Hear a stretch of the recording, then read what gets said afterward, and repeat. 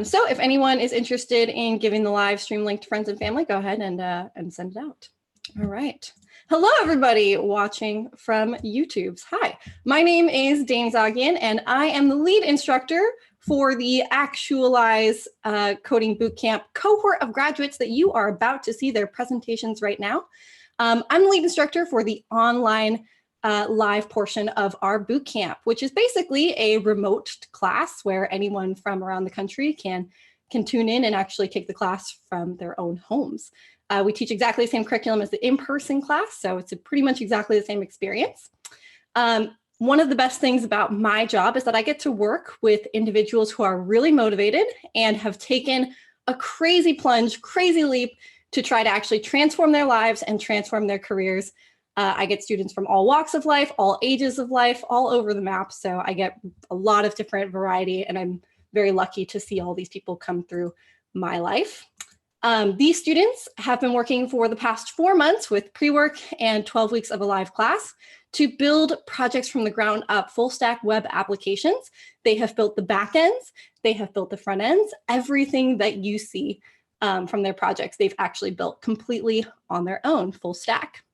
And they've learned all of this fundamental web development knowledge. Our philosophy here at Actualize is to teach you how to teach yourself. So it's very important that they have learned all the fundamentals, and we are hoping that they go on after this program is over to be able to teach themselves pretty much anything else that they want to learn. They've adopted that developer mentality, and they've learned how to teach themselves new skills. So I'm going to briefly talk about a couple of panelists that we have here. We've got Stephen, and we have Jay, who's our CEO.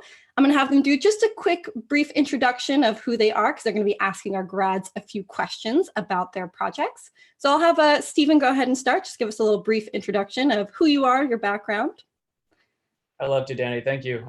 So as you said, my name is Stephen. I am a front-end engineer over at PackState over in Denver, Colorado, which is a startup trying to disrupt the way IT distribution works. And I used to be one of her students a year and a half ago. So I'm very excited to check out these new projects. Awesome. Thanks, Stephen. And I'm going to throw it over to Jay, our awesome CEO, who's very hands-on, very involved in the program, to just do a brief introduction of himself as well. Hi, everyone. I'm Jay Wenger, the CEO and founder of Actualize. I'm really, really proud of all the graduates today. I'm really excited to see their projects. Instead of talking about me, I just want to thank Danny, our fantastic lead instructor, for leading this amazing cohort and all the cohorts prior as well in such a masterful way. Also, a shout out and thank you to the TAs for also helping out in a tremendous way. So thank you to all. I'm super excited to seeing the projects. Cool. Thanks so much, guys. All right. Yeah. And also, obviously, thank you so much to my awesome TAs, Tori and Benji, for being a huge help this cohort and making all this come to life. So with all that being said, we're going to go ahead and kick it off with our very first student presenter, who's going to be Janine. So Janine, go ahead and share your screen and take it away.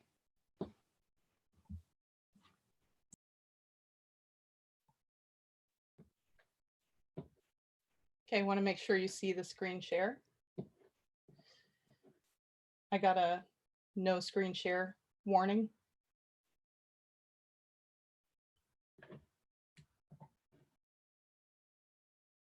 There's a cannot connect to screen share.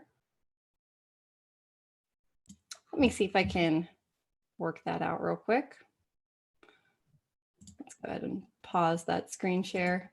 Make sure that everything is in functional order. I'm gonna stop it real quick.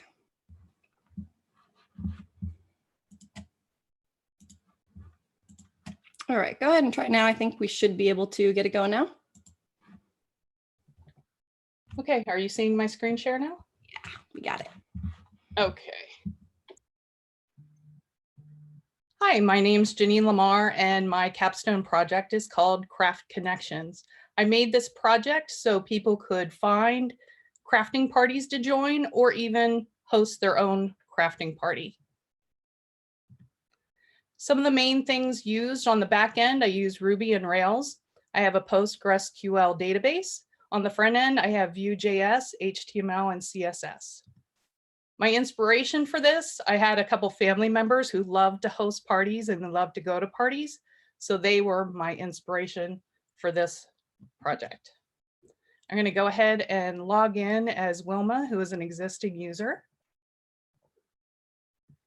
And once Wilma's logged in, we can check out her profile to see a little bit about her. You'll notice that there's some basic information about Wilma, and we can also edit her profile if we want to. But I'm going to jump back to the events page, which is our main page. And this is where users can go to find events to sign up for. So as we look at the events, we have just some basic information about the events. They're in order by when they're offered. And we can see a title, a short description so that we can get to know what's being offered. As we go through, we can also show more of those events. And if we're interested in a certain category, let's say candle making, we can go to that category so that we can see the events within that category. So I've decided that I want to look at some of the details for the lavender candles. So I'm going to go ahead and go to details. And on this page, we see a lot more information about the party. So we see who our host is, which is Al. And we also see some information about our lavender candle project. We can see a date and time and a duration. Also, if there's a price with it, we see that there's a slot remaining for this event. And we are actually an attendee for this event. So you can see over here, we're an attendee. I can actually cancel my reservation if I'd like to. And you'll notice the slot changes, and we can also join the party again. And we're now in the attendees list again. I also use Mapbox to show the location for the party, which is a great, great tool and feature. Under my events, we have parties I'm hosting, and we also have parties I'm attending. You'll notice the parties I'm attending, it's very similar to what happened on the front page. You can just see the basic information, and you can go to details if you want. But if you're hosting a party, you have more options. You can go to the details, or you can edit an event. So if you go to edit an event, what's great is this edit page looks a lot like the new event page when you create it. So you'll notice there's a lot of content. But some things that are great is the fact that we have a calendar where we can do a calendar picker. And we can put in our time. We also implemented some categories and drop downs for the categories so that users pick the right thing. And we use Cloudinary so that we could choose files and pictures to update the event. So now we've updated the picture, and we can see the different events that we're hosting and how to edit it. We can also create an event. And again, this is just like the update form with similar features and the chance to submit. I'm going to go ahead and log out and go back to the main page, because a user doesn't have to have a login to just browse. So if they want to just browse the site and go to details, they can, but then it prompts you that if you actually want to join something, you need to be able to log in to do that. I've also tried to make sign up pretty straightforward and easy. I only ask that users put in first name, email, a password, and password confirmation so that they can get started quickly. The last thing I wanted to show before I start wrapping it up is on the front page, you can also look for a theme like spring. So then I can see the events related to that. So I've implemented some filtering, some sorting, and all sorts of different features into my app. What was great about this project is the overall toolkit. It wasn't just the basic tools for coding. We did great things on GitHub, Slack. Trello was my favorite. I love the project planning. That part was awesome. And Slack for communications. And we used so many gems and different items. It was just a great set of tools to learn about. The coding challenges I had, advanced partials, just blew my mind for a while. And associations too, I had to really, really wrap my brain around it. There are more features that I want to definitely incorporate into my app. We did have the map box, and I wanted to make location items a little more robust and put in feedbacks and reviews and a more robust calendar and some social media items. And then to wrap it all up, we had during this class what I'll call the giggle factor. We went through so many emotions during this class of frustration and brain hurting and just things that no matter what, it was like performing magic. And at the end, we all seemed to giggle about it, and we absolutely loved it.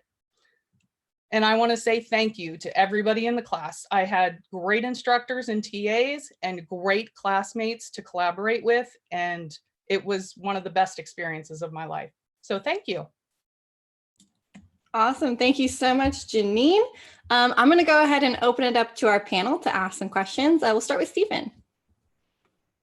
Yeah, Janine, I just want to say, wow, that was great. Like from a front end perspective, like your design was great.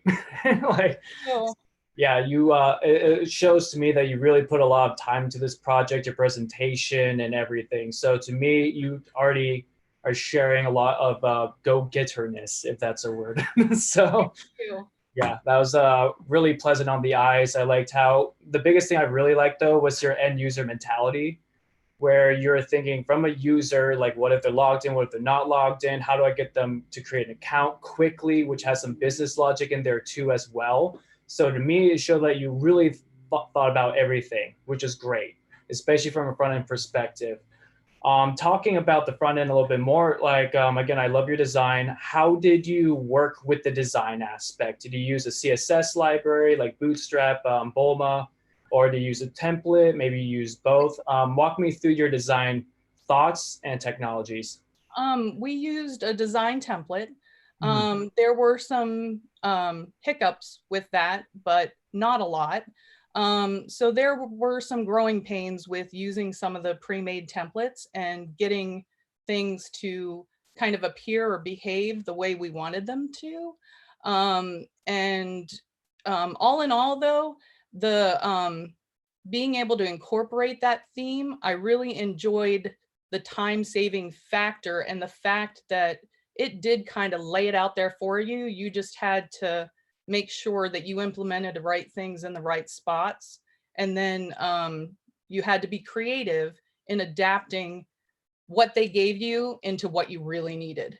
So that was a great experience to go through as well, because there are so many great tools out there and you don't want to recreate the wheel when you don't have to. For your next project, would you use a template again, or do you think you would like use a CSS library or framework? I do kind of like the templates. I would have to say I gravitate toward the templates. I think also as a beginner, the time-saving aspect, but I know as I progress, I think I'll start going away from the themes as I get more of a comfort level with it, and then try more as I grow as a developer. Sounds great, Janine. Thank you. You're welcome. Thank you. Janine, this is a fantastic project. I love how it's so fully featured, and it seems like it's a complete website. It's like, you know, meetup.com, which has hundreds of engineers, and you have like the essential, like all of that just with yourself in a few weeks. So it's really impressive. I'm curious to know more about you know, the Mapbox piece. So I know when you created a new event, you simply put in an address. Does Mapbox just read that address as is, or did you have to do some sort of conversion? No, it is a fabulous, fabulous quick tool for mapping. It took that basic address, and as long as it's a valid address, that's what's important. If you do fake data, then you'll have some hiccups. But as long as you put in a valid address, it picks it right up, and it was fairly quick to implement. So yeah, that was another great tool. Got it. Got it. Cool. How did you implement the search feature that you demonstrated at the end? That Being able to filter. Yeah. the view to filter. Okay. That was something that we also did a mini lesson on, and it had a lot with filtering and sorting and just some really great features that, again, if you had to code it from scratch, it would probably be very difficult. But it really, the documentation was excellent on View 2. And the mini lesson we had was also excellent to match it all up. And we then got to explore to figure out which pieces would be best suited for our website and then explore a little more. So that was, again, a great thing to learn about. Awesome. Awesome. What would you say was the most fun feature to build in your project? I would say probably the Cloudinary part, because it gave me a lot of hiccups, but once it did work, it was the coolest thing ever. It really was. So it was one of those that, yeah, you love it and hate it all, both at the same time, but it gave so much excitement and it expanded the possibilities for the app so much more because of the file uploading and being able to manage the media. It was awesome. So that was that was one of my favorite things. That's great. That's great. Really well done. Really impressed, Janine. Nice job. Congrats. Well, thank you so much, Janine. And yeah, one of the really important things that our students kind of learn throughout this process is I do introduce them to a lot of libraries and plugins out there that kind of do the work for them, right? And we learn a little bit about the balance of when to use a library that's going to help you get the job done quickly versus when to write some custom logic that you need to fit a specific purpose. And that's something that we also learn in this class. And oftentimes the answer is use a third-party plugin that helps you do the job faster. All right, so I'm going to go ahead and pass it over to our very next presenter, who's going to be Christine. Christine, why don't you go ahead and share your screen and give us your awesome project.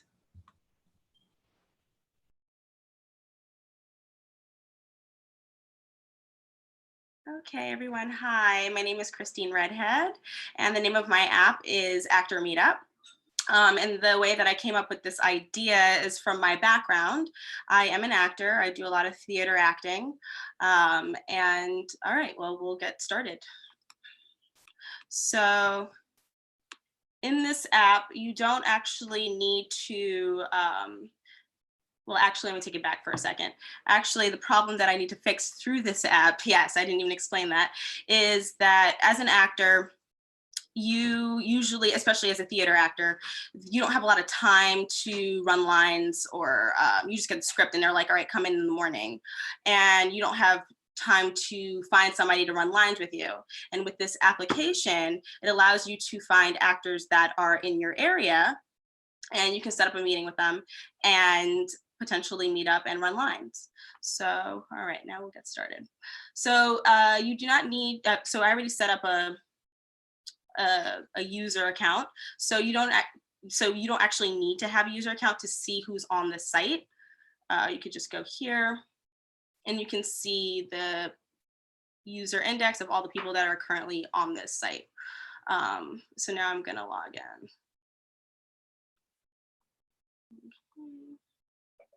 I have some stuff pre here.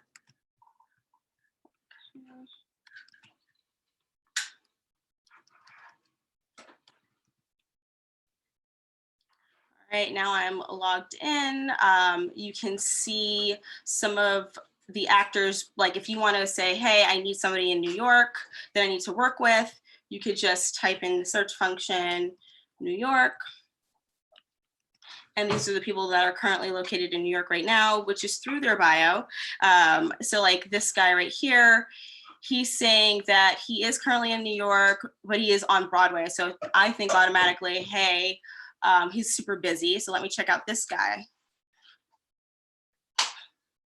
So when you go into the user's show page, you'll be able to see that you have a headshot, the bio description, and then this is their form of contact. They want to be emailed.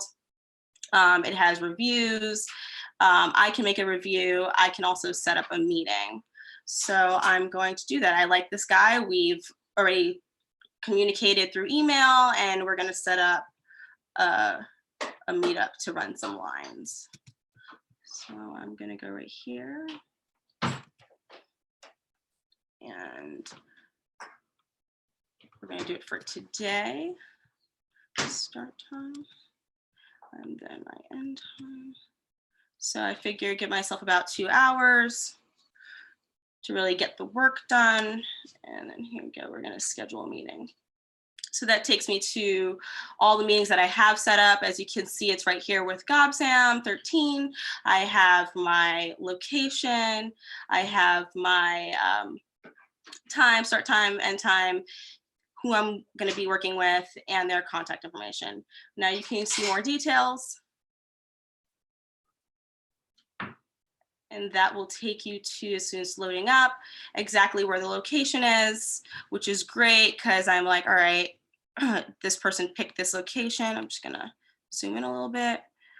I'm like, okay, great, the West Village. I know how to get there. This close to the train's close to me. But anyway, on this page, you'll see details once again, who I'm going to be meeting with, location, start time, and end time.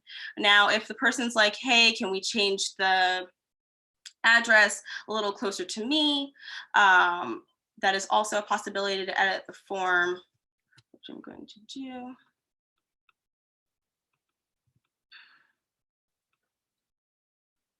And then I'm going to put in the new address. Okay, great. And when you edit it, it should show up. It's a little slow loading, but it should show the new address.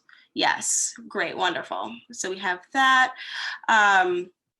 We can go back to, so now I've met up with this young man, we've rehearsed. He wasn't the best, he was late, so I think I want to write a review about him. So I go in here, back into his profile. And as you can see, you can create a new review. So I'm just going to add some information in there. I'll put it right here. Basically, he was unreliable, very late, and I'm creating this because I'm just over him. But then he contacts me and he's like, hey, Christine, I apologize. Can I please make it up to you? You know, it was a really bad day for me. Can you please take that down? Other people can see, and I want to really connect with the acting community. So I say, okay, you know, I'm not a terrible person, fine, I'll delete it. So you can see that it has my name and obviously the date and time, but I'm going to also delete it. And it prompts you to say, hey, would you like to delete this review? And I'm going to say, yeah, okay. So now it's gone. So that's just quick and easy. It's really straightforward. Also, I didn't go into looking at my own personal account. I have the option to change and edit my profile as well if I want to change my headshot. Also, because it is a community-based thing, you can, I made a Twitter page so that the community can see everyone, and it's great, like, so we're going to go in there. So you can see that I have an active Meetup page as well. You can follow me on Facebook because it's great to say, I worked with this person. I got the job because I was able to get this last minute rehearsal space in. So that's also a cool thing to do as well. Yeah, now a couple of the things that I had trouble doing, working with is definitely implementing my theme.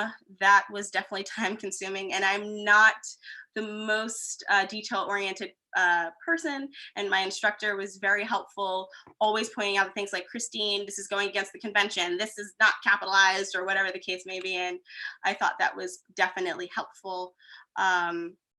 Also, things that I wish that I could have added to my application was real-time messaging, like a WebSocket of sorts, because some people don't want to share their personal information, like their email or their phone number, and it also is a safety thing.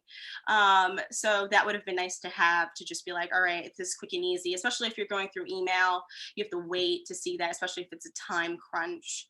And yeah, that is my app, Actor Meetup. Thank you. I'm open for any questions. Awesome. Thanks, Christine. We'll throw it over to our panel for some questions now. We'll begin with Stephen.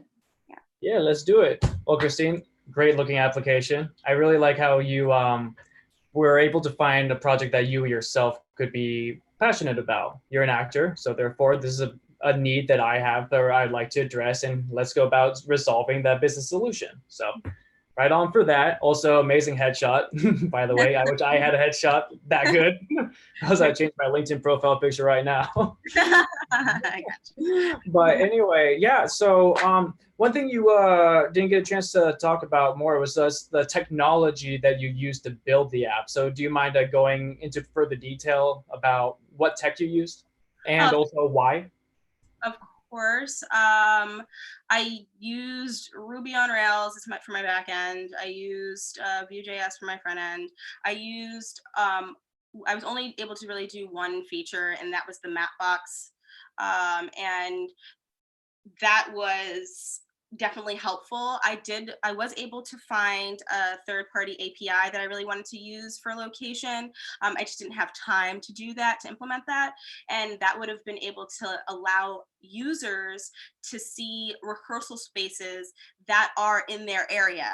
You can find information that is like, hours of operation, contact information, and you would be able to set up a meeting through that third party API. And I would have really loved to have that as well, because instead of me sitting here and hard coding all the locations, you could literally just be like, okay, this is my address, what's around me? So yeah, that's something I definitely would have loved to use.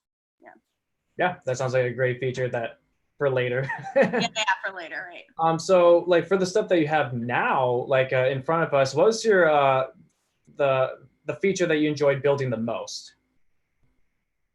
The feature I enjoyed doing the most. Well, I actually liked doing everything because, especially coming back from my background, I didn't think I was going to be able to do any of this. It was kind of a, not a test to myself, but it was just like a challenge that I didn't think I would be able to accomplish. So all of the features is definitely something I enjoyed and was very hard. And I was stressed out a lot doing it. So pretty much all of them, especially having join tables with all my associations, because everybody's a user, so they have to have multiple functions through this app. That was definitely complicated, but I did love learning doing the process. I definitely was freaking out, and my instructor at the beginning was like, Christine, you sure you want to take on this? People just have one table. You sure want to have two tables? And I was like, yeah, I could do it. So definitely it was hard, but also I loved doing that and learning. So it's very exciting for the future to see what I can do. Yeah. Okay, right on. Kind of reminds me of my time with Danny as well. You want to do it that way? It's like, not anymore. Right, exactly. But yeah, you have to go above that, and she's really doing that to push you. So it was very great doing that. Okay, right on, Christine. To interject for a brief moment, to be fair, she's absolutely correct. I did prompt her and I said, are you sure you want to take this on? And the reason why, because Christine's not going to toot her own horn, is that she has two self-joins. Meetings is joining a user, and reviews is also joining a user and a user. So she took on a really, really complicated database schema, and her associations are absolute madness. And I told her, I said, this is going to be really tough. And she said, you know what? I'm up for it. I'm going to do it. We're going to do it together. And I was like, all right. And she did. Thank you. All right. I'll pass it over to Jade for some more questions. Yeah, Christine, this is really impressive. It's really amazing how you took your background and made a super useful app for it. Really well done. Curious to know, what surprised you the most in doing this project? That honestly, I was gonna make me all cry that I was able to do it, honestly, because I didn't think, I was complaining, even like coming into this, like doing presentations today, I looked at some of the stuff from yesterday and I was like, oh, I could have done that. Why didn't I do that? And it was like a lot of self like doubt, but the same token, like I've come a long way because pre-work was extremely difficult and I didn't think I was gonna be able to do it. So just being able to have something that I did by myself, I'm very proud of. So yeah, you should be really proud. This is extremely well done. A very great project. Congratulations. Thank you. Awesome. Thank you so much, Christine. And we're going to go and pass it on to our next presenter. Ben, you're up next.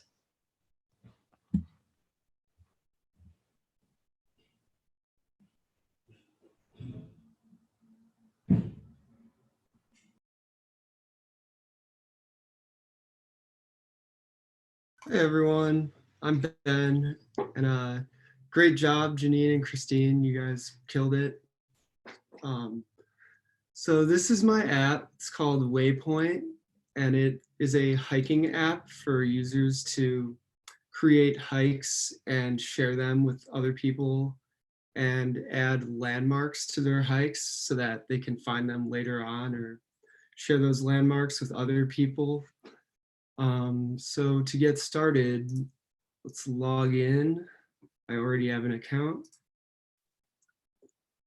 And here's the user information page. I can edit my account information if I want. The skill level, default location that I would have liked to incorporate into my map, but I didn't get to that. I can also delete my account if I want to. So I can go to the hikes index and see all the hikes that have been made. So there's a Central Park hike we can check out.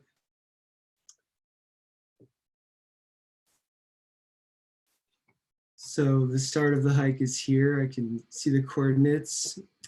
I use the Mapbox application program interface to integrate this map onto my page. And I ran into a lot of problems with it, mostly just time constraints. So it didn't end up working perfectly, though I would like to add a lot more features to it in the future. This app is a work in progress.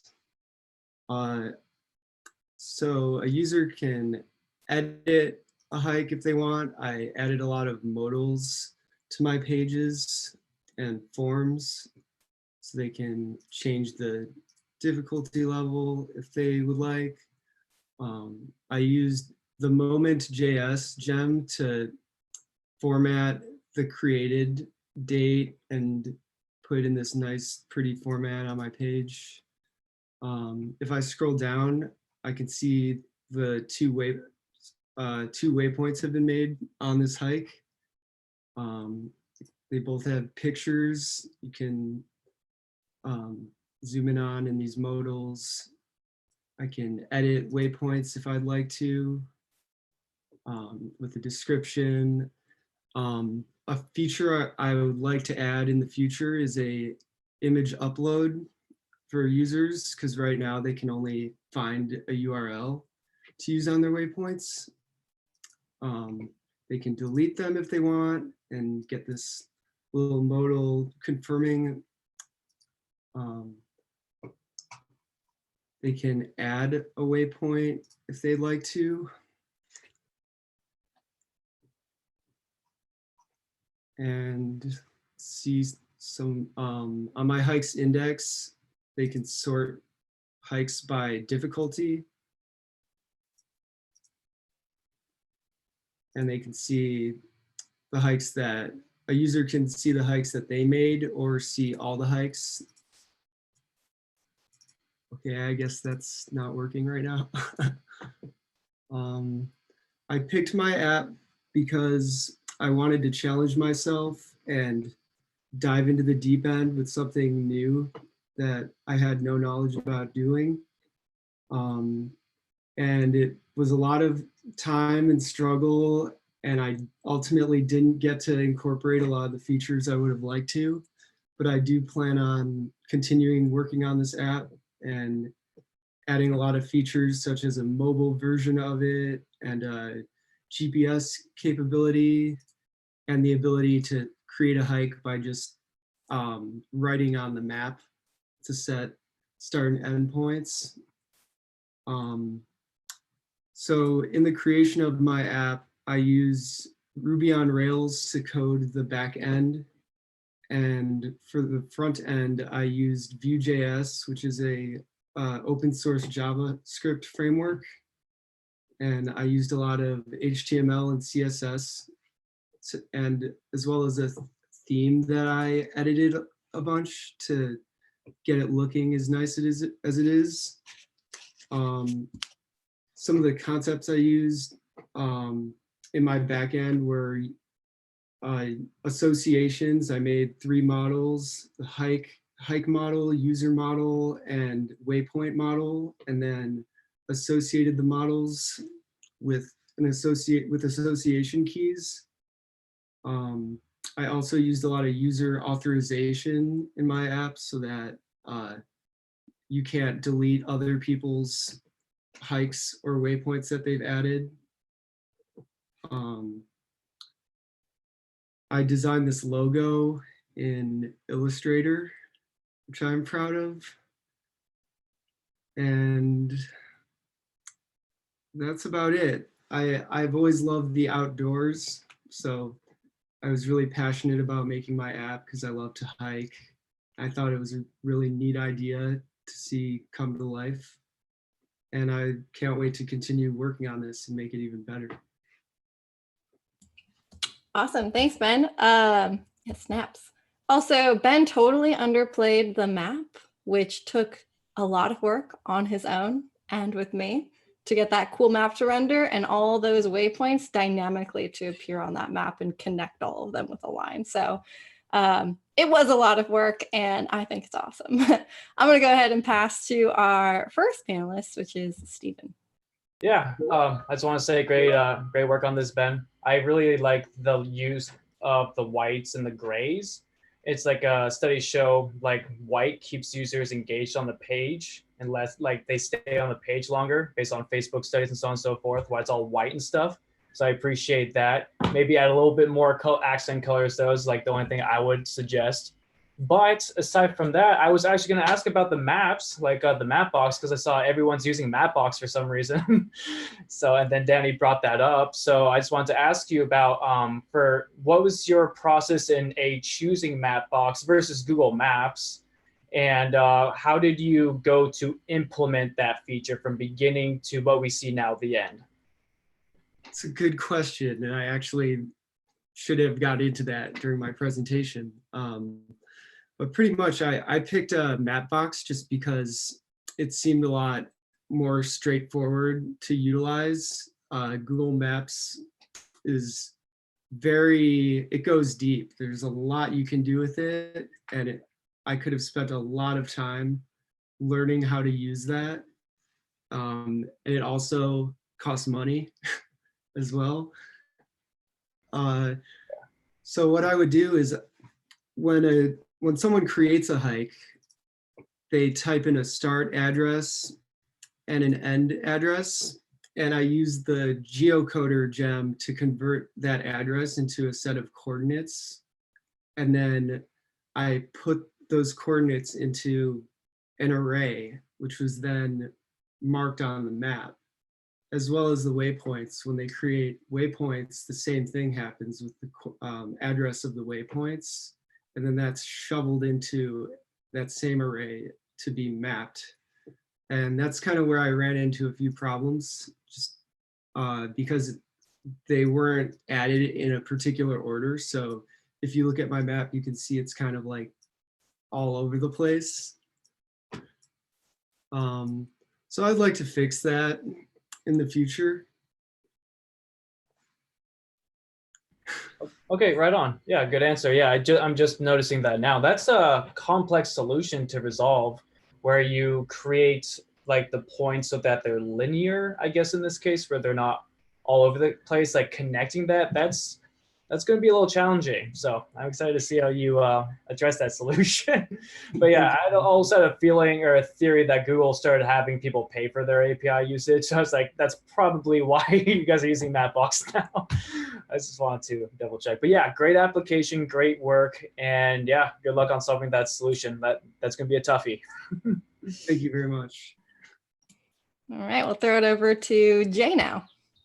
Yeah, really nice job, Ben. The app looks great. I love the logo. I love when Capstone projects have their own logo. It's super cool. As far as I'm concerned, I think it's cool that you could sort of mix up the hikes and that you sort of randomly generate the points. You know, it's a hike. there's no particular order you might have to go in. So that could be a feature instead of a bug too. So yeah, I'm curious to know if you were to, like, because this is, I assume, your first like major software project that you've taken on. If you were to do a new project now, is there anything you would do differently about your approach in tackling a project? Yes, definitely.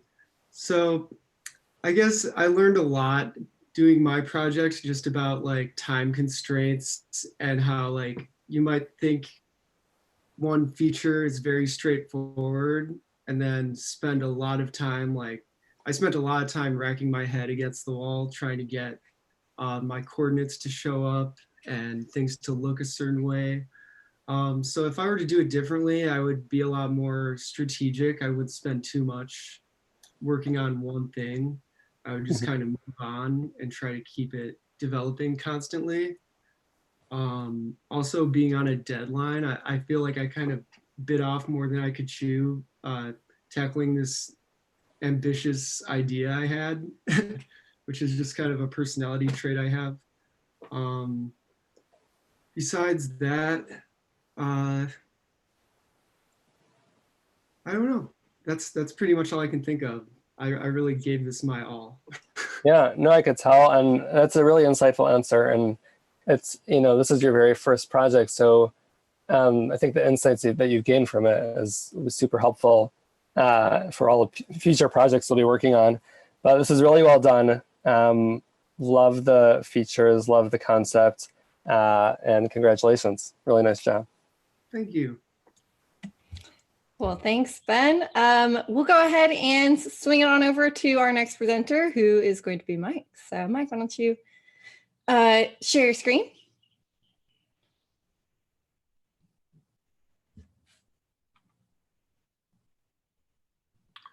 Hi, everyone. My name is Michael McFadden. The name of my capstone project is called Green Goals. The idea for this app stemmed from the journey my wife and I are taking to lead a sustainable lifestyle. I wanted to create a site where people looking to do the same thing could check out what others are doing to lead that lifestyle.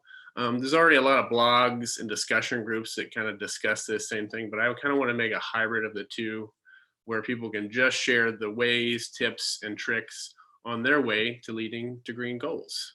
So we'll get started with the app here. Now, I'm going to sign up myself, but you don't need to actually sign up. You can still view the posts and the categories, but I'm going to sign up because I know there's some additional features that come with having an account. So we're going to sign myself up here. I'm going to go ahead and log myself in.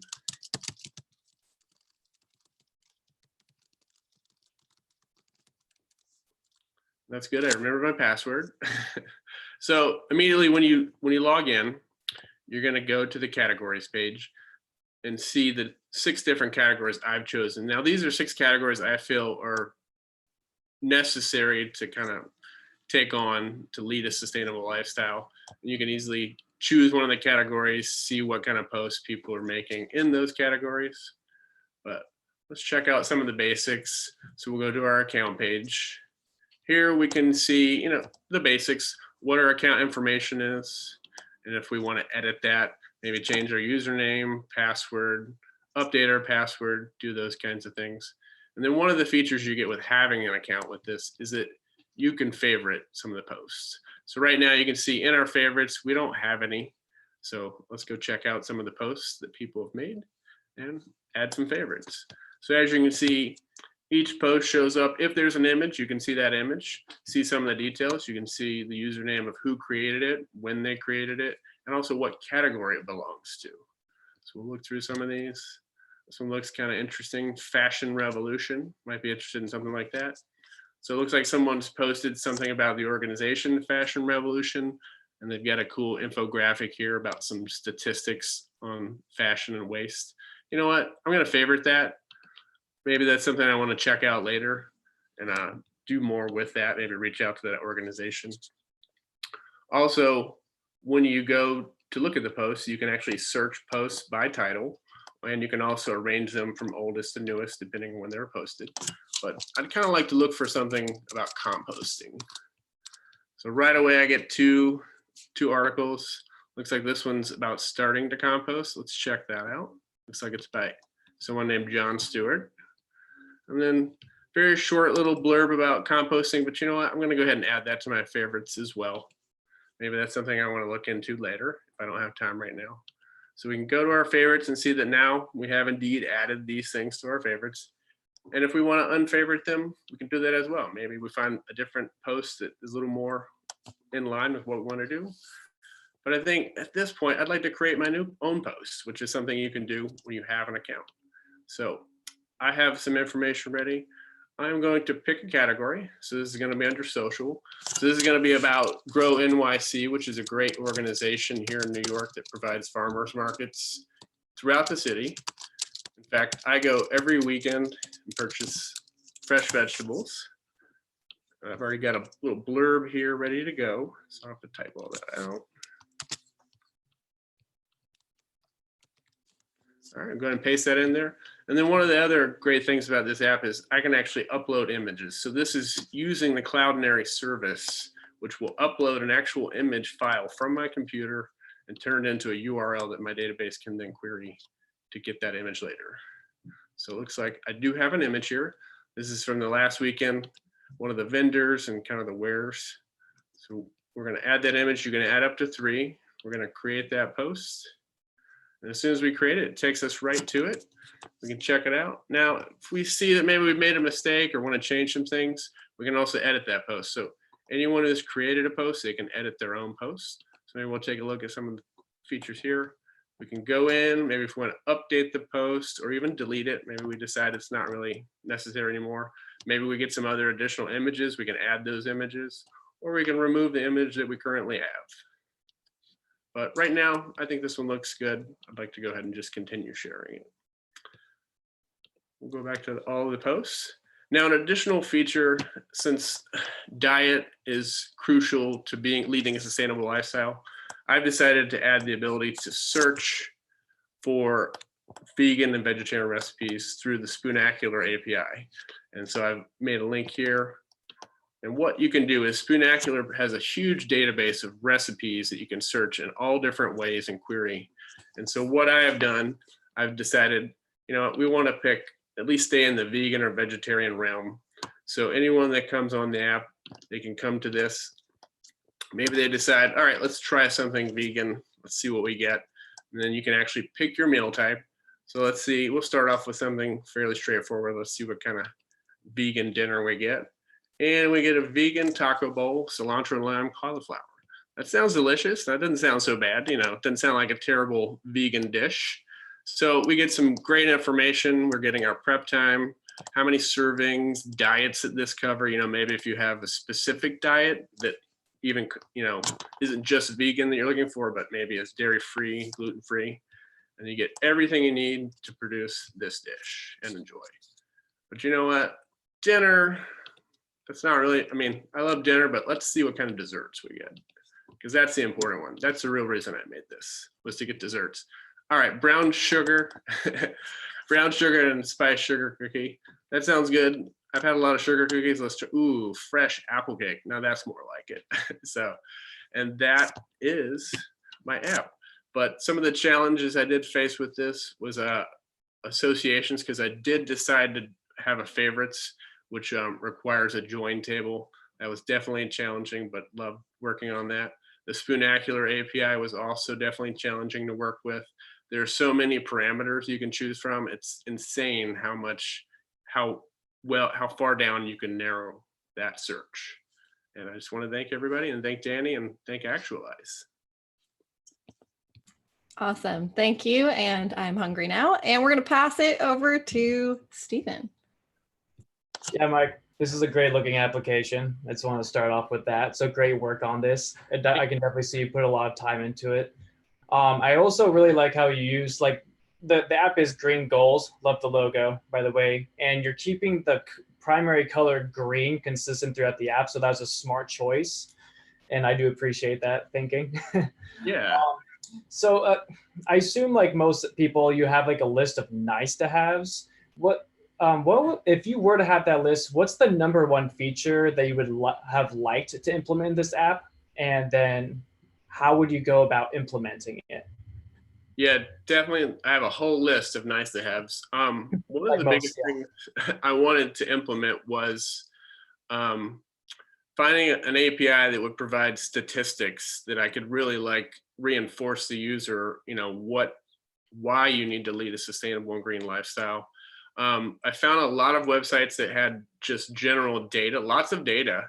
But yeah, I would probably possibly make my own or even add to my own database and just figure out, maybe look into scraping or some other technology to find some of those facts and figures that I could then display to the users. Like, here's why you're here. You need to know, why this category is important, ways, why we need to find better ways of energy and why we should conserve water. And then, why we should also be socially aware of what we're doing.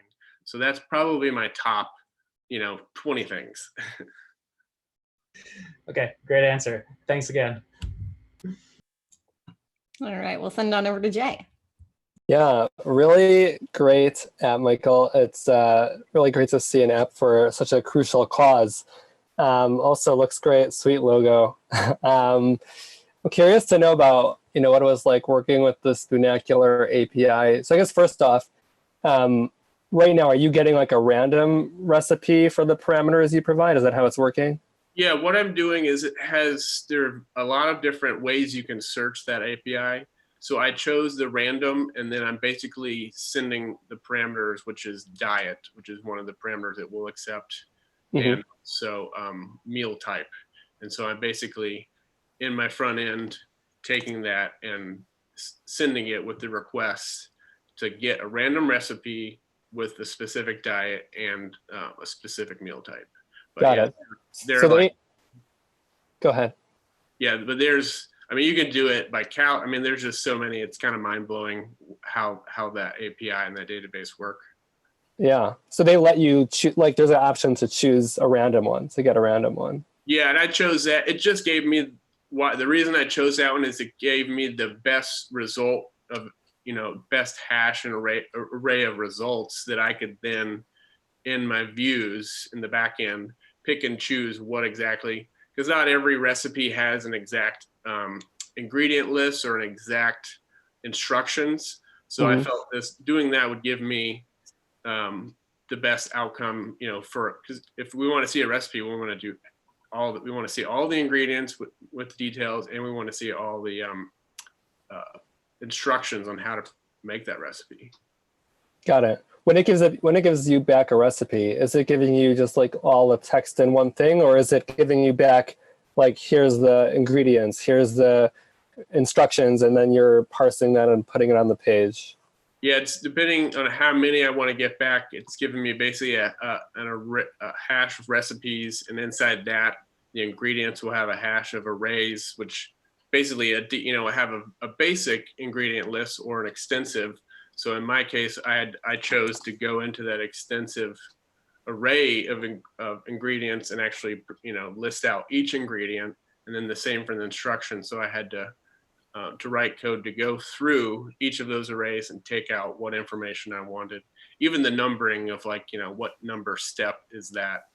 So I could just use that because it was already there in that array. Yeah. I was wondering because like your app makes it seem so seamless, but I suspected that there might be some complex data handling that you're doing on the back end there. So yeah, it was definitely tricky to figure out how to dig through and get, because there was so much, it was how to find the specific thing I wanted and then present it, which was really, learning how you use the back end to get specifically what you want, so the front end can just take it and present it to the user in a really seamless way. Yeah, well, you did a seamless job with it.